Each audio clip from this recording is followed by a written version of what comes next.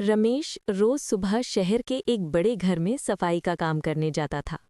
वक्त पर आना, चुपचाप काम करना और बिना शिकायत घर लौट जाना, यही उसकी आदत थी। उसकी दुनिया छोटी थी पर ईमानदार थी। उसी घर में रमेश के साथ काम करता था कमल। ज्यादा बोलता, कम काम करता और गलती होने पर हमेशा दोष किसी और का। रमेश चुप रहता था क्योंकि उसे लगता था काम बोलता है, इंसान नहीं। एक दिन ड्राइंग रूम साफ करते वक्त महंगा फ्लास्क अचानक जमीन पर गिरा और टूट गया। आवाज सुनकर घर के मालिक शर्मा जी आ गए।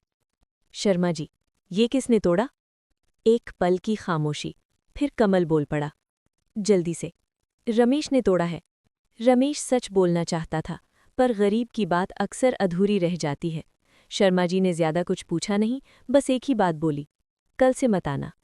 उस दिन रमेश की नौकरी चली गई। शाम को रमेश घर आया। उसके हाथों में न टिफिन था न थकान। वो चुपचाप चप्पल उतारकर एक कोने में बैठ गया। रसोई में उसकी पत्नी सीता थी। रोज की तरह बोली, चाय बना दूं? कोई जवाब नहीं आया। सीता बाहर आई। उसने देखा रमेश के कपड़े बिल्कुल साफ थे, न धूल न पसीना।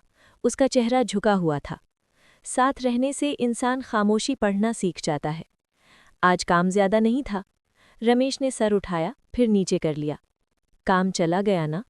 रमेश कुछ नहीं बोला, बस आंखों में पानी आ गया। तुमने कुछ गलत नहीं किया? मैंने कुछ कहा नहीं, पर किसी ने सुना ही नहीं। तुम अकेला नहीं हो रमेश, जब तक मैं हूं, मैं तुम्हारे साथ हूं। उस दिन रमेश रोया, नौकरी के लिए नहीं, समझे जाने के लिए। अगले कई दिन रमेश ने काम ढूंढा, कभी फैक्ट्री, कभी दुकान, कभी घर। हर जगह सिर्फ एक जवाब, काम नहीं है। पैसे कम होने लगे, चिंता बढ़ने लगी। एक शाम सीता बोली, तुम्हें याद है तुम्हारे पकौड़े सबको कितने पसंद आते थे? रमेश चुप रहा। क्यों ना अपना काम शुरू करें? उसकी आंखों में पहली बार उम्मीद झलकी। उधार पैसे लेकर रमेश ने गली के कोने पर छोटी सी दुकान लगाई, रमेश पकौड़े वाला। पहले दिन सिर्फ कुछ प्लेट बिकी, दूसरे दिन लोग दोबारा आए। धीरे धीरे पकौड़ों की खुशबू पहचान बन गई। लोग कहते, इसके पकौड़े अलग हैं। रमेश के चेहरे पर मुस्कान लौट आई। एक दिन कमल दुकान पर आया, चेहरा झुका हुआ। कमल, शर्मा जी के घर सीसीटीवी देखा गया, सब सच सामने आ गया। कमल, फ्लास्क मैंने तोड़ा था और झूठ की वजह से मुझे भी नौकरी से निकाल दिया गया। मुझे माफ कर दो, आज मेरे पास कुछ नहीं है।